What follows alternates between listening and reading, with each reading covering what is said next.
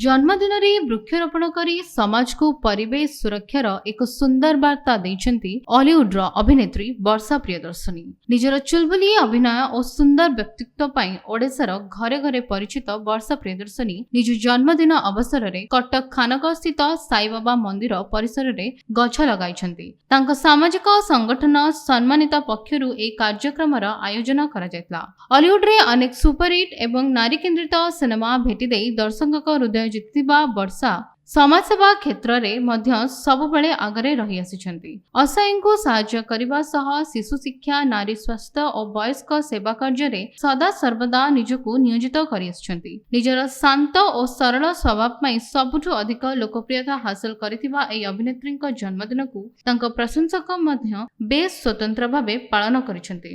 सौभाग्यर कथा मोर प्रशंसक शुभेच्छु माने आज समस्ते एकाठी होती।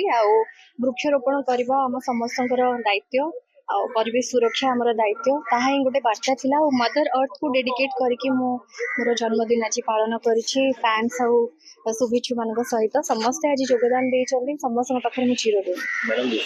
जेहेतु आज तांकर जन्मदिन आ से वृक्षरोपण कार्यक्रम आरंभ है बा सरिला से सबुठ बहुत भल जिनस सी आम सोसाइटी को जन दौरान जन्मदिन या नुह जे आम जन्मदिन केमी सेलिब्रेट करते बड़ जिनस न सबुठ बड़ जिनस हूँ आम गछ लगे केमती परिवेश को सुरक्षा रखिपर क्लीन रखिपर आम जो ऑक्सीजन पाई पारुने से सब भी आम गछ लगे से सब पाइपर। कारण मेन जिनस हूँ आम से जो गछ पूर्व काल में ना बोली आमर से सारा प्रोब्लेम्स निश्वास नबारे सब जिनस रोचे तो सहीटा जन को परिवेश सुरक्षा रखापी से सब जनवाई बहुत बहुत धन्यवाद वर्षा प्रियदर्शनी को।